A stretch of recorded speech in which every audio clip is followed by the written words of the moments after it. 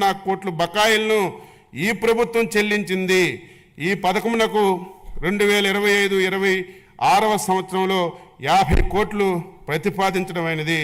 గత ప్రభుత్వ హయాంలో 63 మంది మత్స్యకారులు చేపల వేటలో ప్రమాదవశాత్తు మరణించగా వారి కుటుంబాలకు బకాయా పడినటువంటి 3.15 కోట్లు ఎక్స్గ్రేషియా ఈ ప్రభుత్వం చెల్లించడమైంది. 2025-26వ సంవత్సరానికి గాను 8 కోట్లు ప్రతిపాదిస్తున్నాము.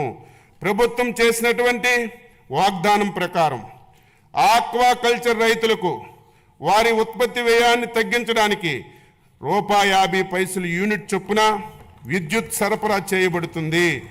ఆక్వా నాన్ ఆక్వా జోనుల్లో అర్హత కలిగినటువంటి 68,134 ఆక్వా సర్వీస్ కనెక్షన్లకు ఈ సదుపాయం వర్తించుటకు చర్యలు చేపడుతున్నాము. 2026వ సంవత్సరం నుండి అమెరికా మరియు ఐరోపా దేశాలకు నిరంతరాయంగా ఆక్వా ఎగుమతులను కొనసాగించుటకు ట్రేసబిలిటీ మరియు సర్టిఫికేషన్ తప్పనిసరి అయినందున రాష్ట్రంలో ఆక్వా సాగు చేయు రైతులందరికీ రిజిస్ట్రేషన్ చేయించుకోవడానికి ప్రభుత్వ పరంగా అవసరమైనటువంటి చర్యలన్నీ చేపడుతున్నాం.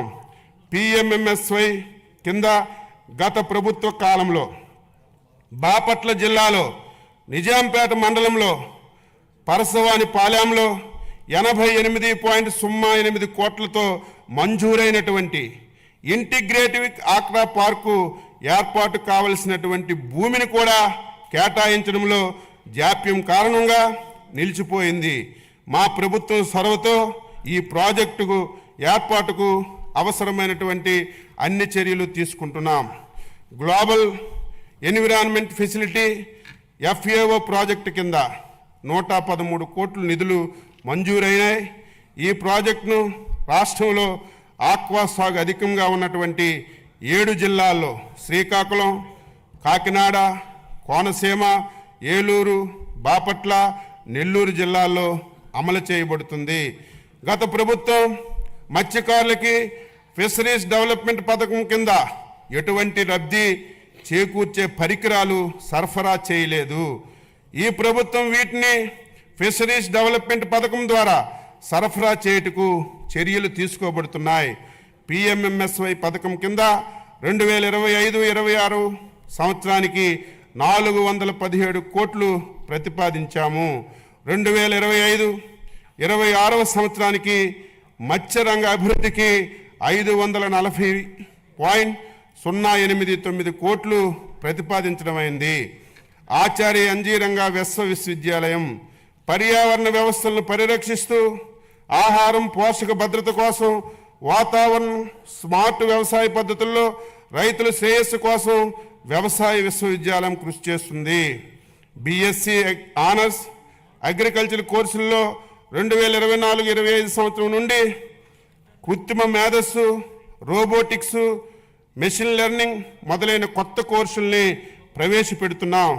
కుప్పం, బాపట్ల, పల్నాడు, విజయనగరంలో 4 కొత్త కృషి విజ్ఞాన కేంద్రాలని ఏర్పాటు చేస్తున్నాం. ANGRU Kisan drone remote pilot శిక్షణ సంస్థ DCCA అక్విడేషన్ కూడా పొందింది. ఈ శిక్షణ సంస్థ నుంచి ఇప్పటికే 702 మంది రైతులు డ్రోన్ పైలట్ల శిక్షణ పొందారు. 2025-26వ సంవత్సరానికి ఈ విశ్వవిద్యాలయానికి 507.01 కోట్లు బడ్జెట్ను ప్రతిపాదిస్తున్నాం. డాక్టర్ వైఎస్ఆర్ ఉద్యాన విశ్వవిద్యాలయం ఈ విశ్వవిద్యాలయంలో విద్యా పరిశోధన సేవల్లో పాటు కెరీర్ డెవలప్మెంట్ సెంటర్ ద్వారా విద్యార్థులకు వ్యాపార దృక్పథం నైపుణ్యాన్ని పెంచే కార్యక్రమాలు నిర్వహించాం. 2024-25 సంవత్సరంలో పండ్లు కూరగాయల్లో 15 నూతన వంగడాలని ప్రకటించబడ్డాయి. 2025-26వ సంవత్సరానికి ఈ విశ్వవిద్యాలయానికి 98.21 కోట్లు బడ్జెట్లో ప్రతిపాదిస్తున్నాం. శ్రీ వెంకటేశ్వర పశు వైద్య విశ్వవిద్యాలయం ఈ విశ్వవిద్యాలయం 39 సంవత్సరాల్లో డిజిటల్ విద్య బోధనతో శిక్షణ, పరిశోధన, విస్తరణ సేవలు అందిస్తుంది. యూజీసీ నాక్ B+ గుర్తింపు పొందిన ఏకైక వెటర్నరీ విశ్వవిద్యాలయం మన వెంకటేశ్వర విశ్వవిద్యాలయంగా చెప్పడానికి సంతోషిస్తున్నాను. 2025-26 సంవత్సరంలో ఈ విశ్వవిద్యాలయానికి 154.57 కోట్లను ప్రతిపాదిస్తున్నాము.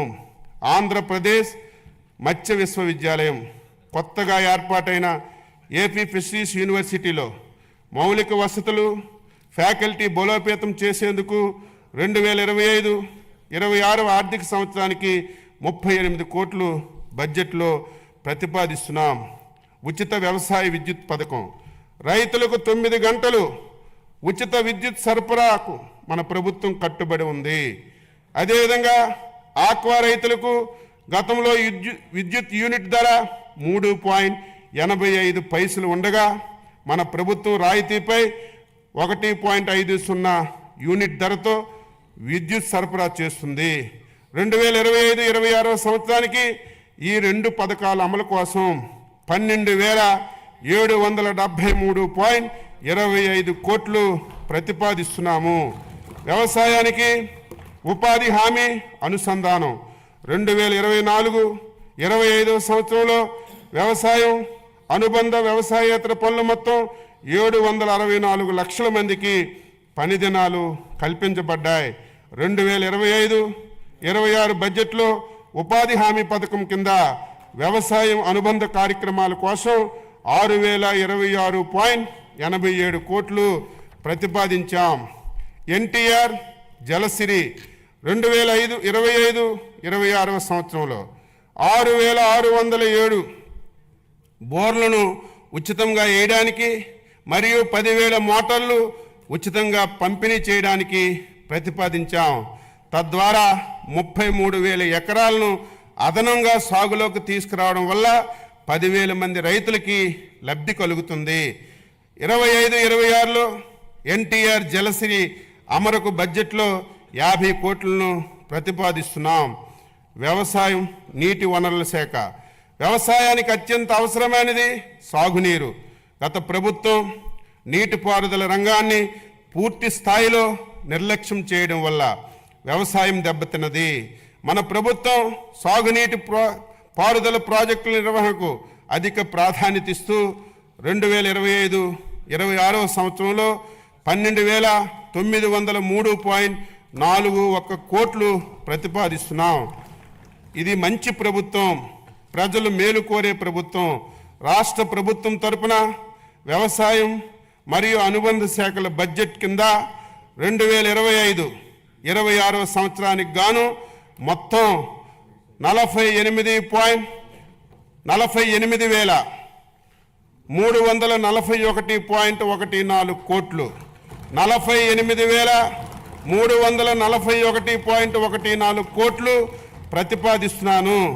2025-26 బడ్జెట్ను సభ ఆమోదం గురించి ప్రవేశపెడుతున్నాను.